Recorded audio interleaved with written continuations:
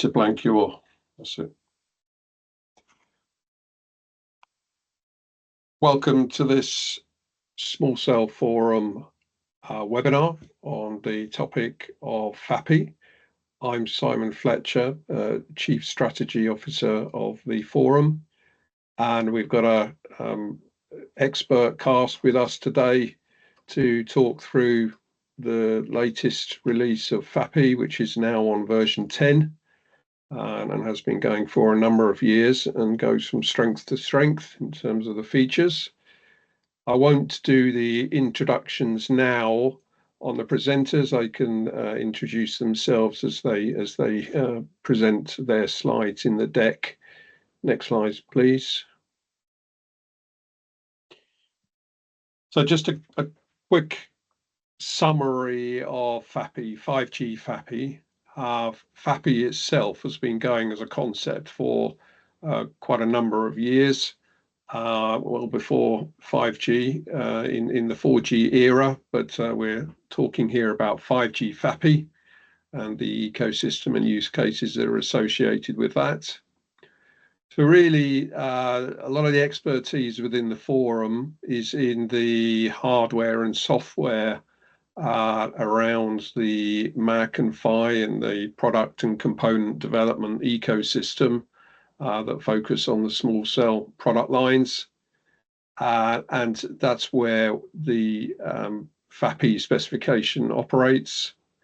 So really, it provides us with a functional view that is intended to be quite factual in terms of what is required in the interface in the layer 1, layer 2 area. It's very nicely coupled into 3GPP and O-RAN. We have a degree of flexibility as a forum in terms of how we choose to align with those organizations, which you'll hear about as we go through the presentations today. Now, the goal really for the forum is to focus on encouraging competition and innovation, and encouraging a scenario where we are having a successful delivery of products and components into the market to enable commoditization of particular interfaces and cost optimal solutions.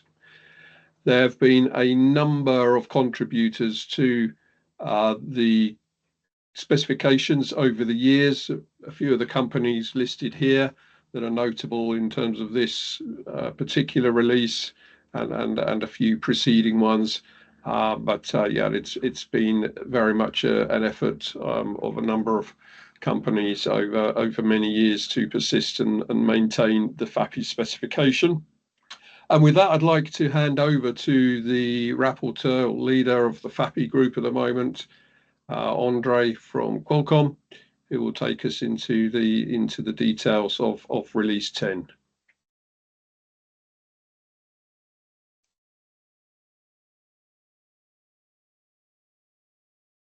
So thank you. This is Andre. As Simon mentioned, and thank you for that introduction. I am the delegate from Qualcomm, also serving as a FAPI rapporteur for the FAPI 5 specification. And here we see the list of interfaces that are currently subject to FAPI, where on the top you see the layer 2, layer 3 application software, and on the bottom you see the layer 1 support hardware, platform hardware. The interfaces between the two are represented by these P-numbered interfaces, P5 and P7 being the configuration and slot level interfaces that we're all familiar with. P4 supporting small cell deployments via access to the network monitor module. P19 was the interface introduced in the transition to 5G for analog beamforming, but also supporting hybrid beamforming.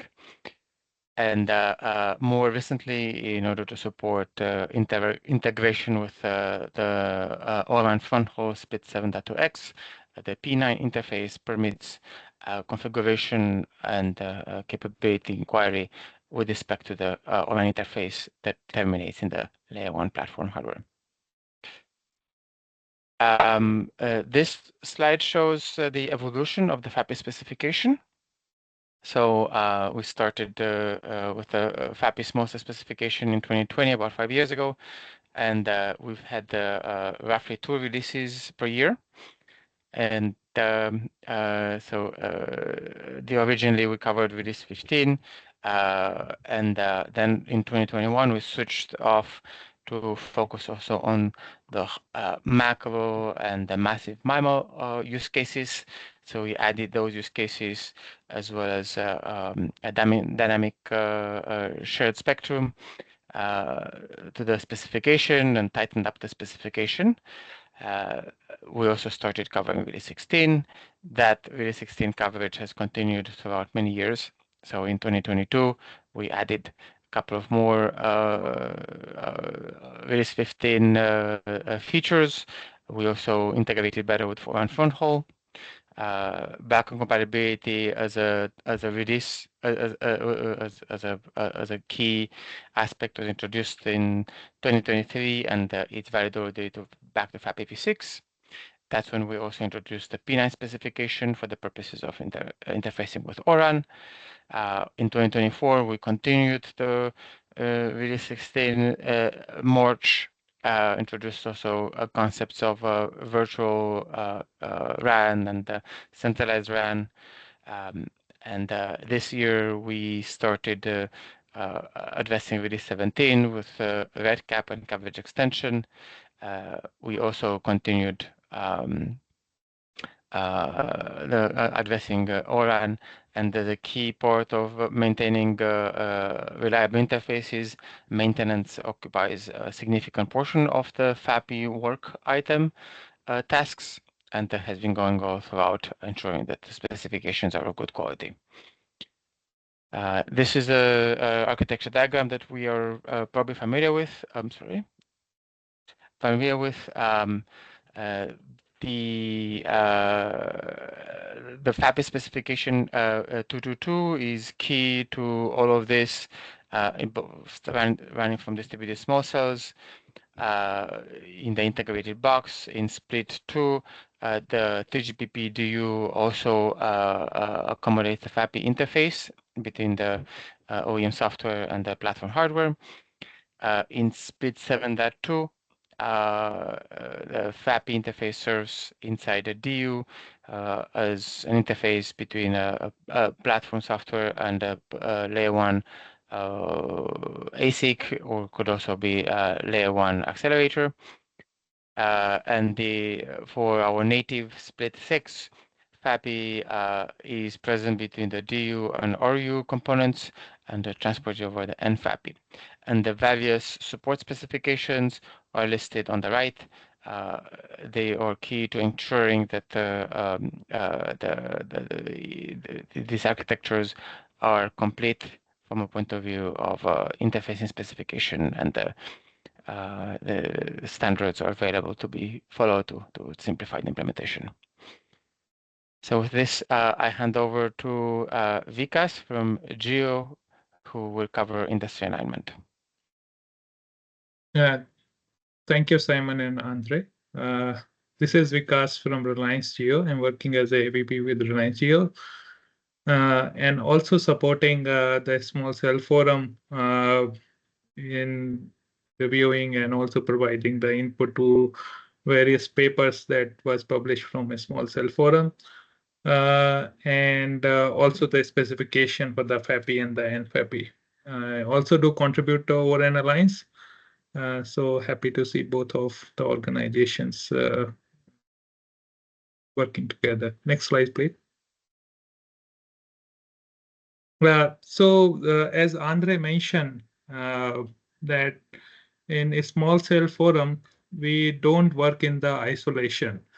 We started the 3GPP base FAPI specification and later on included the features not only from the release 15, but going on for the release 16 and 17. And also the FAPI specification has been enhanced not just for the small cell network, but also the macro network related features, which are essential for release 16 and 17, has been incorporated into the FAPI specifications. One of the features that I like to highlight is two-step batch procedure, which is very necessary for the IoT kind of the use cases where the quick access to the network is needed is also being supported. Positioning related aspect has been added, and also the interference management related feature has been added into the different releases of the FAPI specification. We have a process in which we try to include the features from the specifications into the FAPI, and these are based on the input that we received from the industry. And if any one of you want to be part of features that you want to be part of the FAPI specification, please reach out to us. Not only the 3GPP, the FAPI specifications also support the ORAN specifications, mainly the working group 4, which is the front haul specification. So it supports all 3 control plane, user plane, synchronization plane in the FAPI specification. So you can have a FAPI specification between the MAC and PHY, and between the PHY upper and PHY lower, you can use the ORAN specifications, which Andre also mentioned. The newest features like uplink performance improvement and advanced sleep mode is also being incorporated into this version of the FAPI specifications. Hybrid beamforming is also one of the very essential features for the beamforming related activities has been incorporated. And also the FAPI specifications support the split and the virtual function between the CU and the DU is disaggregation. So those kind of aspects are also being supported by the FAPI specification. So you see, we started with the base, but we incorporated many advanced features from 3GPP and the ORAN going forward in the different releases of the FAPI specification. And FAPI specification is is very stable at the moment in terms of release 15 and also the other feature which has been added on top of it. Go to next slide, please. Okay, within the forum itself, we have created a DAS tool, which stands for Disaggregated RAN Transport Analysis Tool, because we see that the transport is going to play a major role while deciding a deployment for a particular scenario. So the forum initiated this activity, and there are 2 versions of the DAS tool.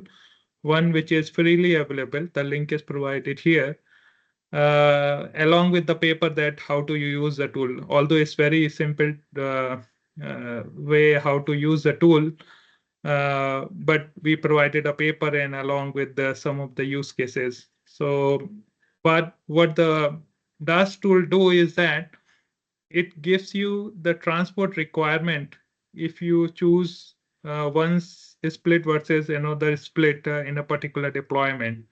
So it analyzes the transport requirement right from backhaul to split 2 to split 6 to 7.2 to split 8. And it is being used already used by the different industries already. And there's an advanced version of the tool in which have multiple features, not just the basic feature which has been part of the free calculator, which is Excel-based tool. which is only available for the members of the small cell forum. So if you want to get an access of the full tool, please join us. Then we have another paper related to the darts and the disaggregation. SCF 260 is already been published.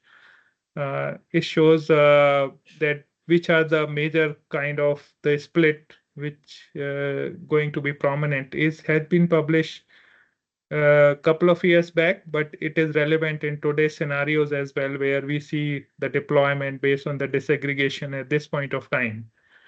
There are two upcoming papers which I like to mention here. 261, which is disaggregation use case and choices.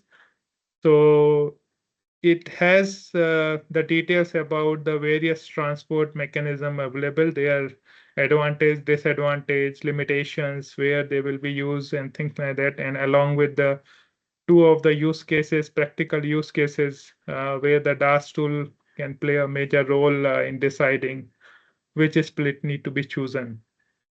And another one coming up is SCF 270 for the stadium deployment. So you see, this is not only for the small cell, but for a bigger deployment like the stadium, the tools can be used. Apart from that, I like to mention is that from the 3GPP and ORAN Alliance, we also do collaborate with the Open Air interface, and which has adopted the FAPI interface, and they keep on updating their software based on the FAPI releases. They support multiple features which are consistent with the FAPI signaling. The 3GPP base, two-step reg, reduced capacity, massive MIMO, codebook SRS. This has been supported by small open air interface software. Open RAN base like Open Front Hall, M base, Category B, FR1 beamforming. And in terms of the architecture, it supports the NFAPI and also the FR2 beamforming. So from the small cell and the FAPI point of view, and specifically this version of the FAPI specification, it has various useful features from the other organization as well. We work in collaboration, and this we wanted to continue in future as well. Thank you. I hand over to Ganesh now for the further updates. Thank you, Vikas. We'll talk about NFAPI, Ganesh Environment from Radisys and the NFAPI specification rapporteur. So we'll talk about NFAPI, how it is becoming the part of the versatile FAPI suite. And the FAPI suite has become more mature, elaborate, and very versatile, as both Andre and Vikas pointed out. And NFAPI, to demystify a little bit, if you can please go to the next slide, please. It's the network layer or wrapper on the FAPI messages or the FAPI protocol. And you see the visual representation here, where the aspect of NFAPI is brought out, how it is carrying the FAPI messages through a network layer or a wrapper between an SDU and an SRU. These are our terminology in SCF to denote a DU, which contains the layer 2 plus functionality, and RU contains the full 5-layer functionality and the RF aspects. And both the SDU and SRU can communicate with each other or this NFAPI interface, or we call it NFAPI front hall, to kind of contrast this with the other front hall, which is the ORAN front hall, which is seen as a 7.2x split. This is an option 6 split. And this front hall is going to be less stringent in its requirement, and the messages and procedures have been defined in such a way that you can deploy with less stringent requirements on timing and throughput, jitter, such characteristics. So this NFAPI front hall is very essential to deploy multiple small cells with an option 6 split. And we also use the PNF and VNF terminology, which will be covered in the next slide. And The versatility of this specification, which when we talk about it, we cover all the messages that are embedded in the FAPI suite, basically P5, P7, P4, P19, all are covered in a network wrapper in FAPI protocol. If you can go to the next slide, please. Yeah, here we show how exactly this is translated and transmitted over the network interface.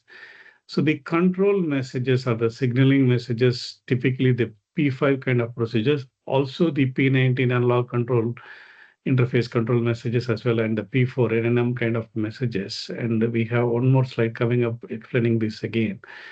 But these control messages are reliably transferred over an SCTP interface. SCTP is a reliable protocol, communication protocol. We use that transport to reliably transfer the messages between the SDU and SRU. We also see this PNF, VNF terminology being used extensively in the specification. The PNF refers to the SRU, the non-virtualized part of the radio, and the VNF can be virtualized, the layer 2 functionality or even layer 3 functionality, the DU and CU portions of the G node B can be virtualized, and we call them usually in our specification using the term VNF. So you will see a lot of PNF, VNF terminology being used in the NFAPI specification. And the control messages which we talked about are reliably transferred over SCTP interface, and the user plane or the data plane messages have to be transferred very fast with low latency, and they are transferred over an UDP interface, UDP protocol transport.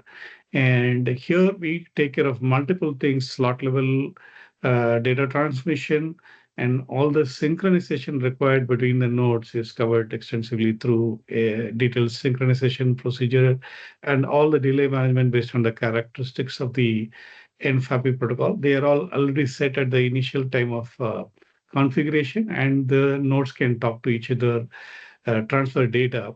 And the data here would be the P7 messages and the P19 S slot-based messages.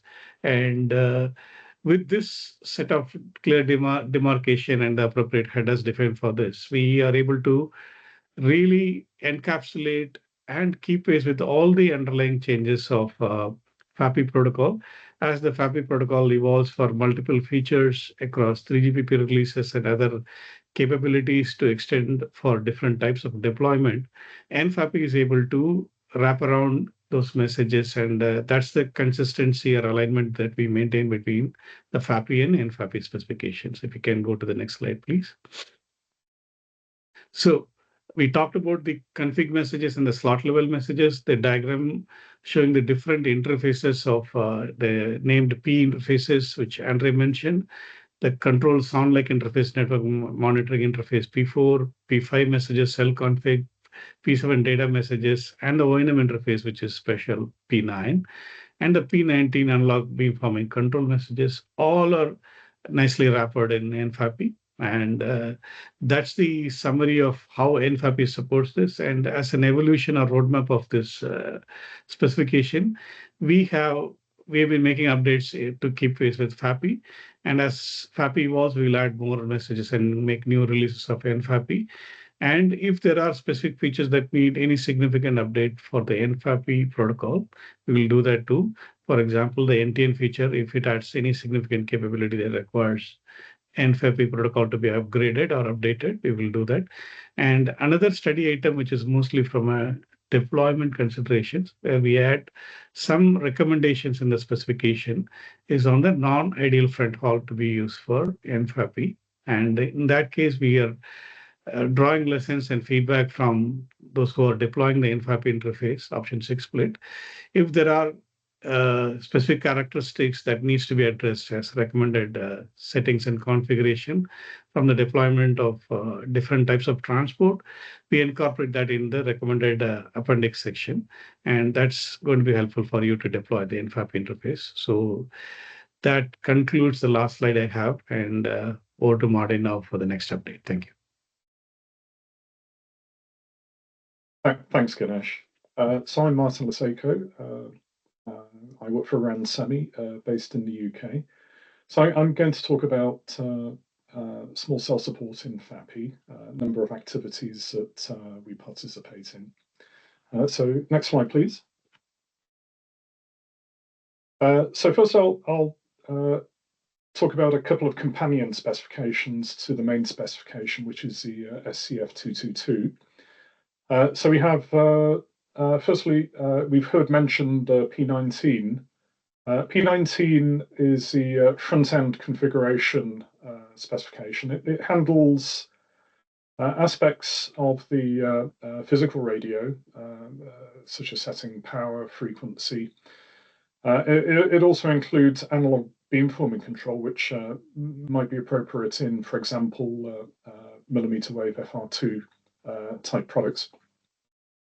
The focus of P19 is small cell use cases and primarily the RF configuration. It's currently in maintenance. The last formal release of P19 was August 2023. Now, I mentioned analog beamforming control. There are other beamforming methods. So there is a hybrid split 7.2 beamforming method. Decision was taken it would be more appropriate to incorporate that functionality in SCF 222, which is the main 5G FAPI specification, and that was released in July 2025. Moving on to network monitor mode. Thank you. Moving on to network monitor mode, we have the P4 interface. Network monitor mode is it's a multi radio access technology feature. It's highly appropriate for small cells and particularly applicable to shared access license type deployments. It covers network monitoring of RATs, including 2G, 3G, 4G, and 5G.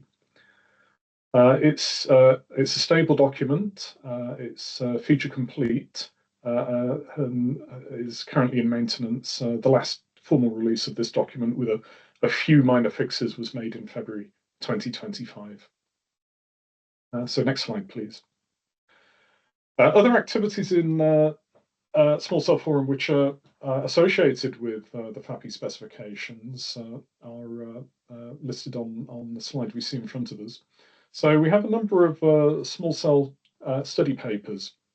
So starting back in 2022, we produced an NR-FR1 reference design paper.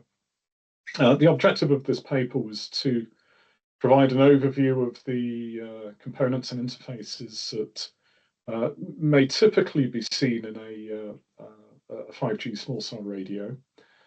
And it's a helpful document in providing the context for FAPI.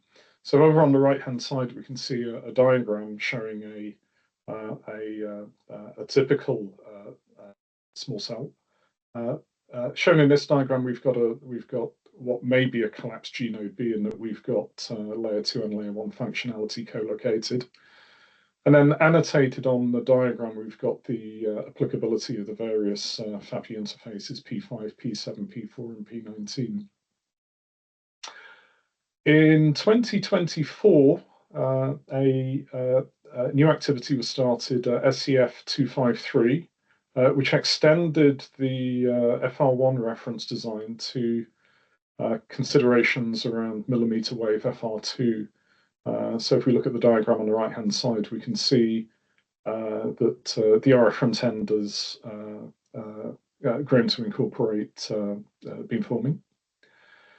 And fresh to 2025, we have an activity looking at non-terrestrial networks. So I have two outputs. One is Small Cell Forum SCF 263, which will be a complete paper detailing candidate architectures, and there'll be a summary paper, SCF 262. Now, I should draw viewers' attention to the subtitle. So the title of the paper is Small Cells and Non-Terrestrial Networks, Common Challenges and Common Solutions.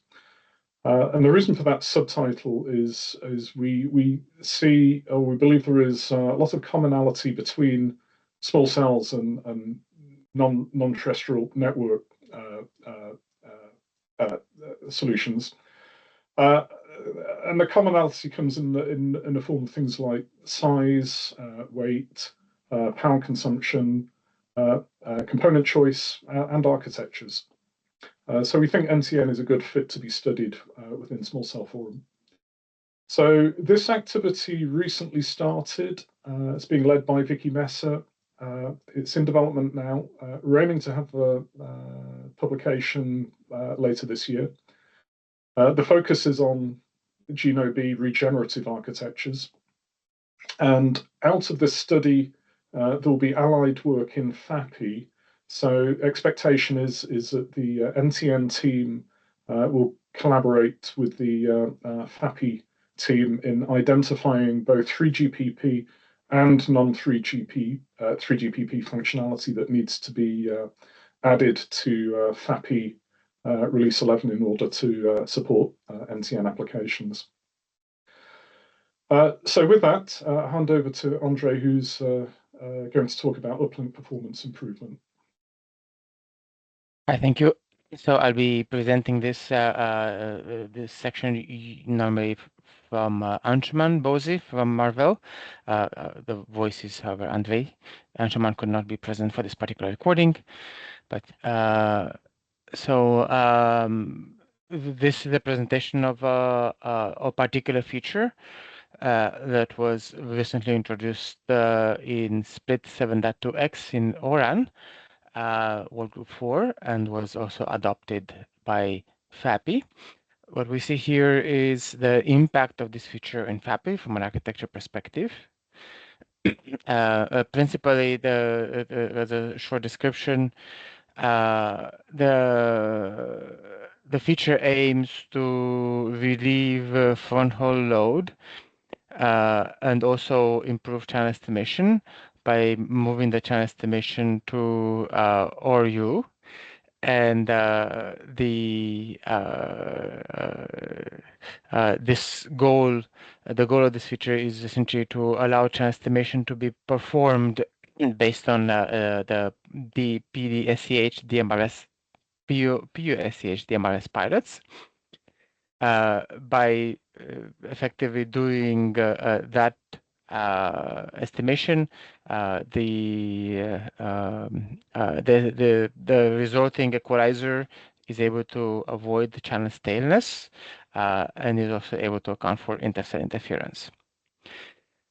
So that means that from the point of view of FAPI, where originally the equalization and channel estimation features were both handling DU, which is essentially upstream of the front haul.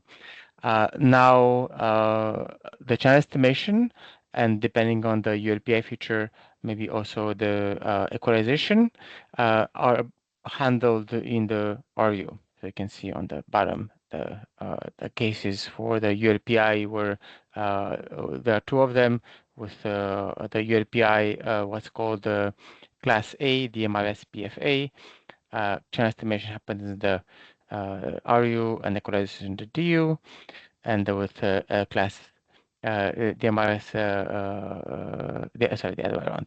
The Class A, the channel estimation and equalization, both of them happen in the RU. With Class B, the channel estimation happens in the RU and the equalization happens in the DU.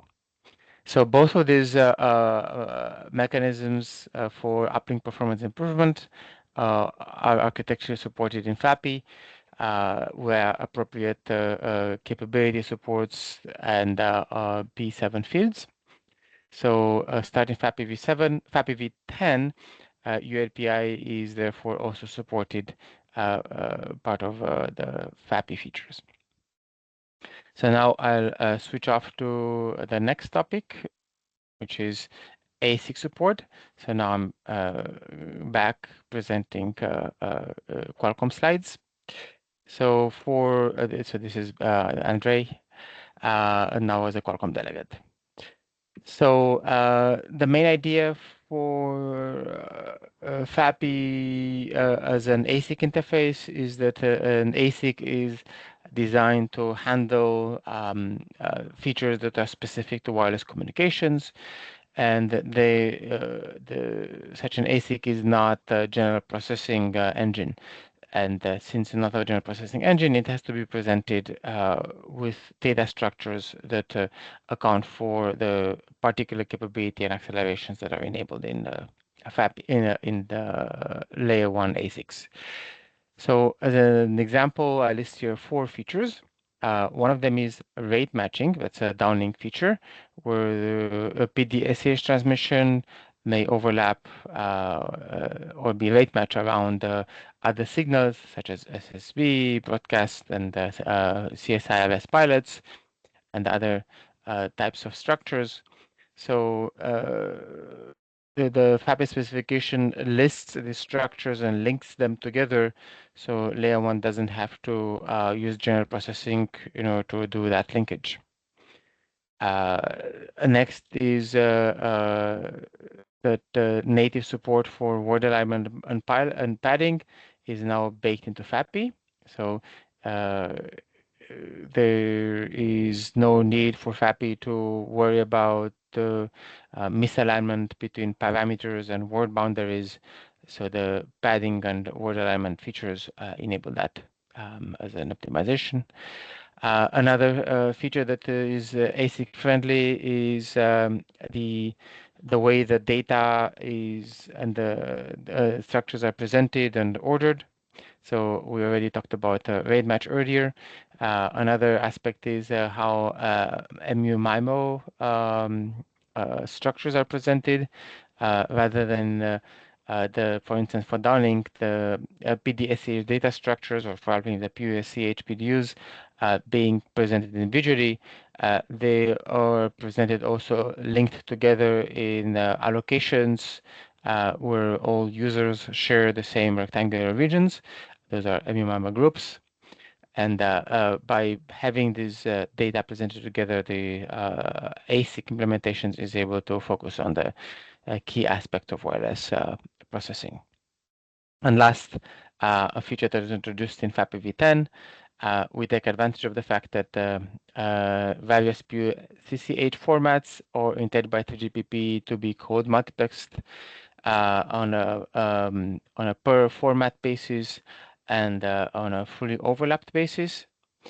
So as a consequence, taking advantage of that design guidance into the GPP, now it's possible to optimize processing and avoid unnecessary error checks by introducing requirements for layer 2 to align with the GPP signaling assumptions and ensure the formats are coded together and are also are not either fully overlapping or not at all overlapping. That simplifies both internal processing as well as interfacing with the ORAN, CPLANE, and UPLANE. Last but not least, the FAPI interface is both flexible and extendable. It's flexible by introducing 3 transport options, one of them functional, another one simple, another one FAPI based. So the functional one allows vendors to agree that FAPI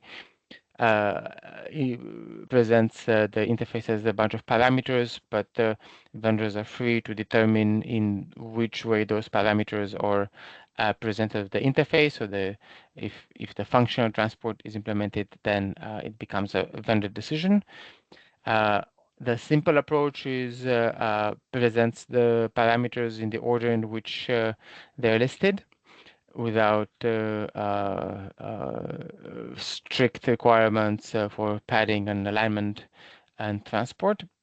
And last, the FAPI-based option, which is also presented for FAPI, which comes with strict requirements on word alignment and padding, together with adaptation to a transport layer, as well as associated delay management. And the last one enables OEMs to align at the bit level. The interface, as I mentioned in the introduction, is fully background compatible. So releases beyond FAPI v6 essentially are compatible with earlier releases. And last, we focus on keeping the design simplistic, minimal, and aiming to capture 3GPP and ORAN features as in the generality.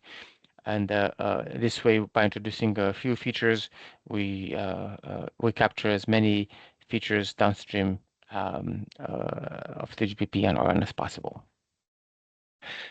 So now we'll switch off to the next section, which is still presented by me as Qualcomm delegate, Andrei Radulescu. Here I'll introduce MIMO evolution, CRAN, and VRAN. So for MIMO evolution, there are a bunch of MIMO architectures, starting from semi-static recording, making use of CSRS-based feedback or SRS-based feedback for both uplink and downlink, enabling multiple TRP architectures as well as analog and hybrid beamforming. So for the two types of architectures, semi-static and dynamic, you can see here as an example for the downlink case. On the top, the semi-static architecture separates out precoding and beamforming, where the beamforming essentially can think of it as realizing the virtualization of CSRS ports, and precoding realizing the mapping of downlink layers onto CSRS ports. And on the bottom, you can see the dynamic architecture, where layer 1 is responsible for dynamically generating beamforming weights based on SRS observations. And though in this case, the precoding and beamforming architectures are coalesced together into dynamic weights that for beams that are derived in layer 1 between layers and TX chains. Similar concepts apply to the uplink. Another aspect that was introduced in FAPI v10 is that as part of interfacing with ORAN, now we have essentially hybrid architectures, which are not necessarily compliant with the P19, which was intended for small cell deployments. ORAN realized a while back that the analog and digital parts of hybrid beams are updated at different sort of rates.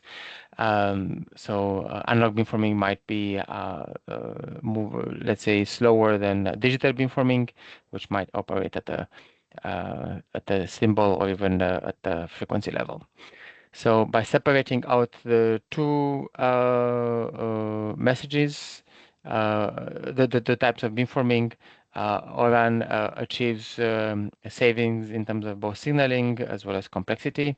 So we adopted the ORAN approach in SCF 222, where the digital beamforming is maintained as before.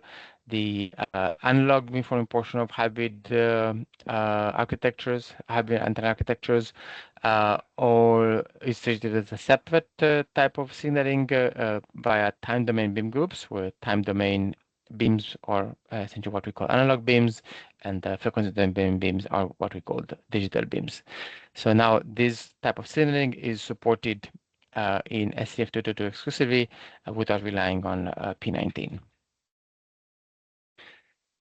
This lists a summary of the MIMO type beamforming and precoding features that I just discussed.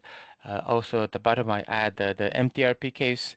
So we had the MTRP case, which is focusing on the Release 16 MTRP downlink enhancements. that were introduced by 3GPP for 2 TRPs.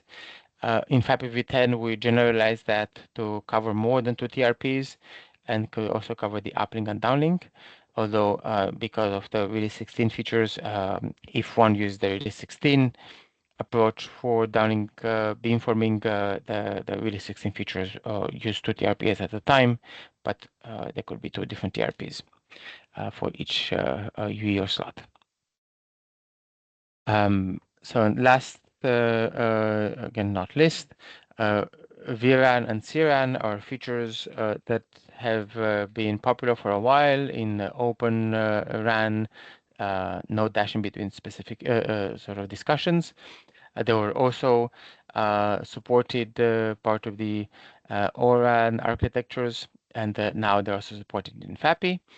So VRAN on the left effectively takes the layer 1 platform hardware and achieves isolation between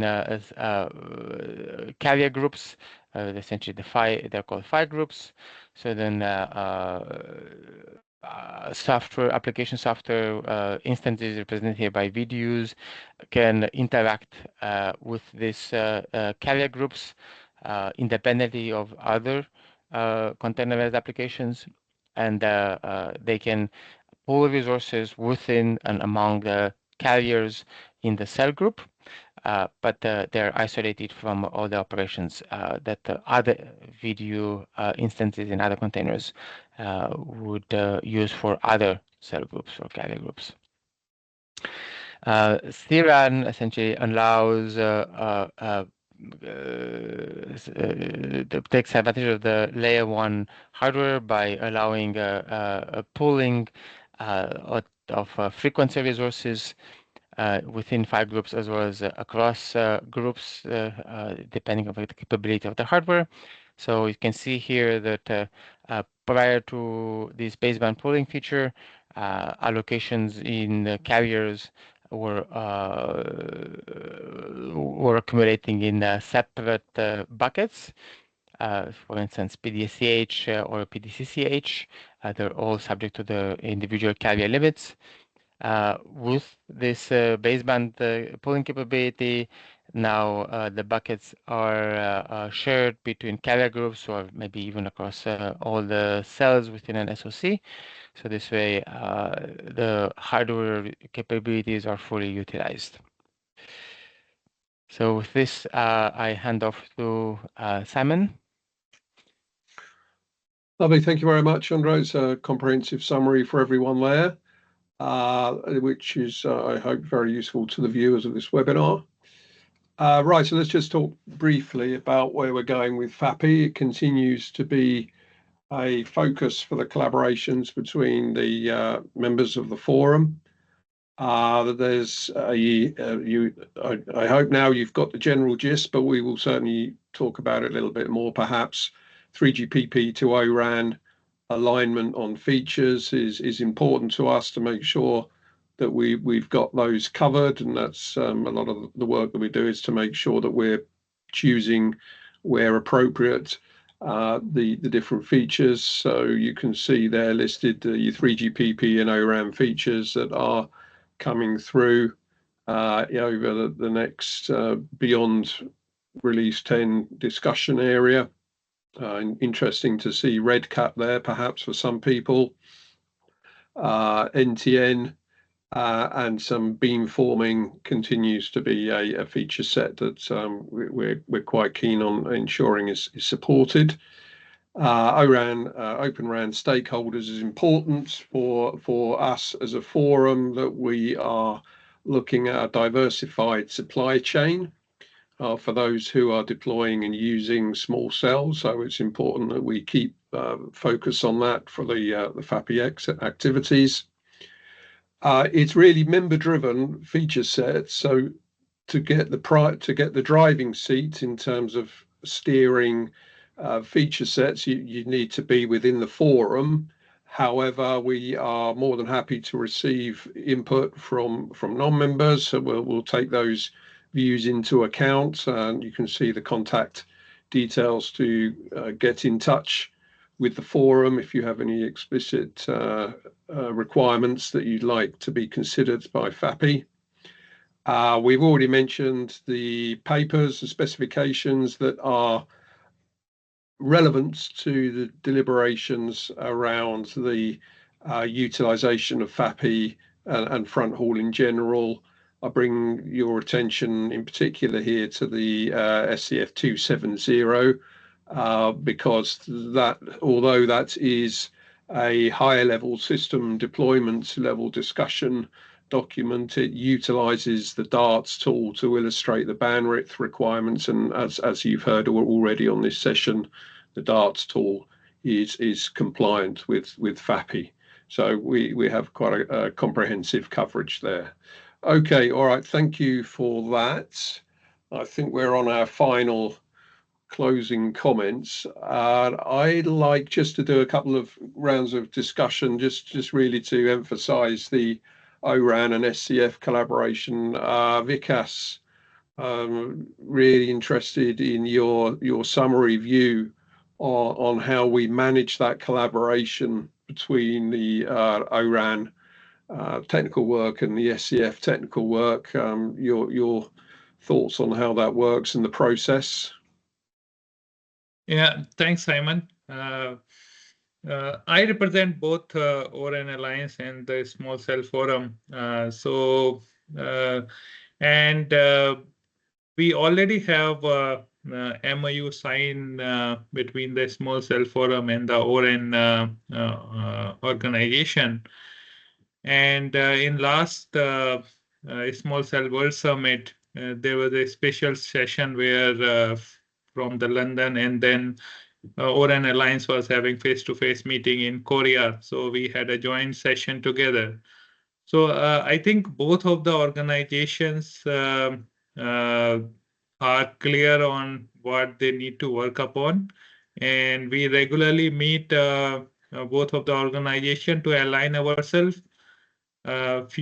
Past we have seen, but in near future also we are going to see a good collaboration between the two SDOs. So we not work in the isolation, but we work within collaboration with the other organization as well. And I think that's a key message, that we work with the collaboration. Excellent, thank you. Yeah, and Andre, I mean, you've got dotted throughout the slide deck some conversation, or so you're presenting a view on the alignment with 3GPP and the ORAN Alliance. I'm interested if your slide, or you can just talk without the slide, just to re-emphasize again where we are on FAPI v10 and what we are supporting, and where we place the emphasis on those releases from ORAN and 3GPP and how it aligns with FAPI v10. Thank you, Simon. So yeah, we try to be cognizant of 3GPP and ORAN, as well as any other relevant standards. But most importantly, we follow industry trends. The FAPI specifications are driven by membership, as you mentioned. So members of the Small Cell Forum are able to provide guidance and ensure that the FAPI specifications suit their needs.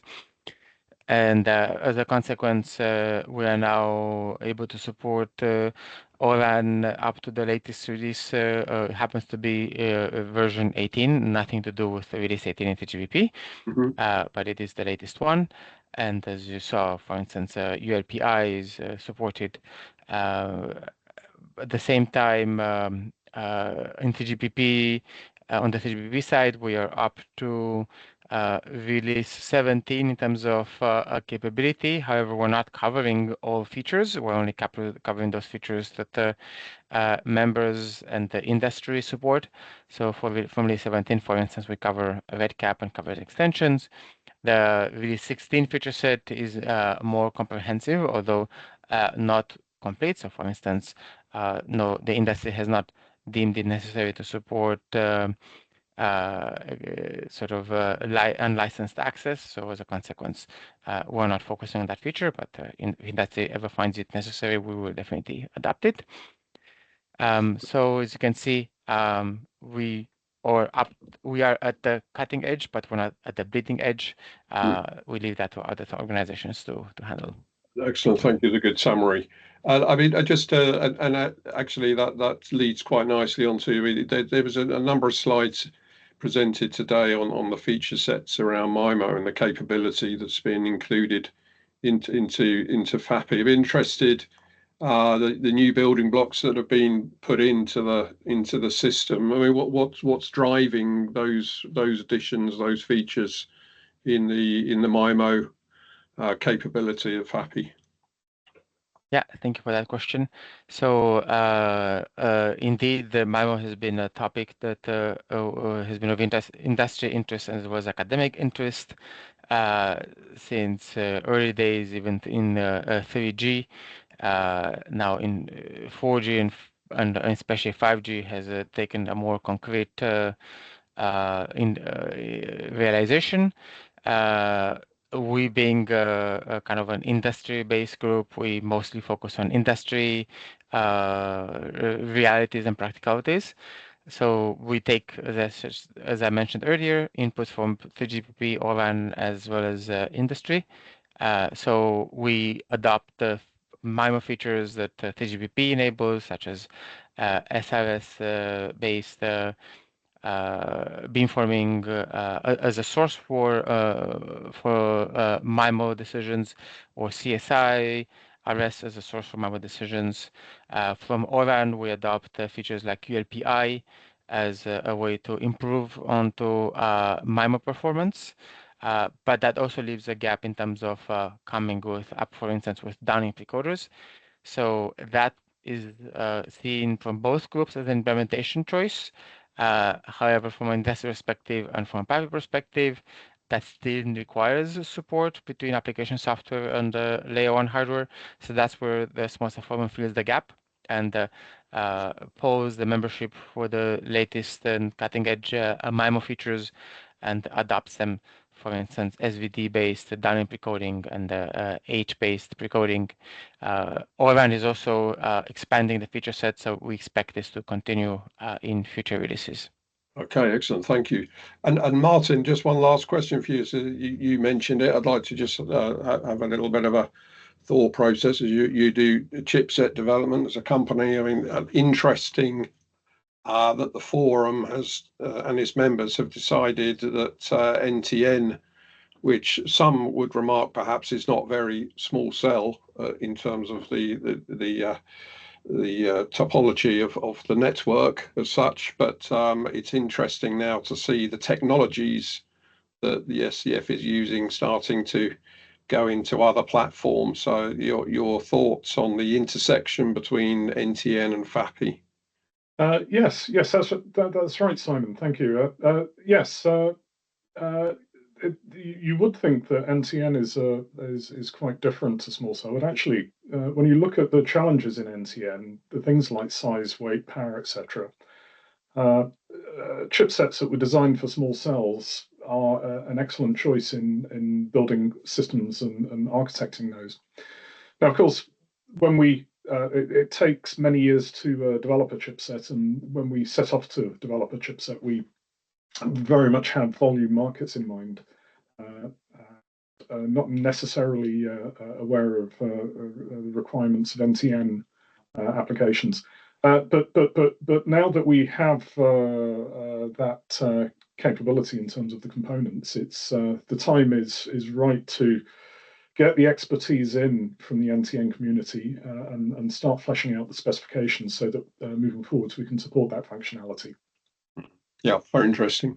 Okay, so we've got another string to the bow from a systems perspective, which is great to see from the forum's perspective for sure. Thank you, Martin. And with that, I'd like to conclude this webinar and say thank you for watching.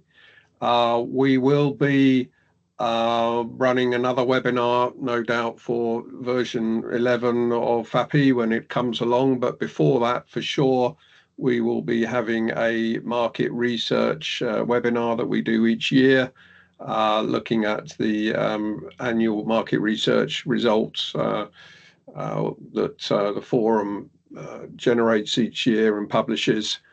Currently, the members are looking at the output from that market research, but we will be sharing in due time the market research with everyone outside the forum as well, and that will certainly be a webinar to look forward to. And with that, thank you very much.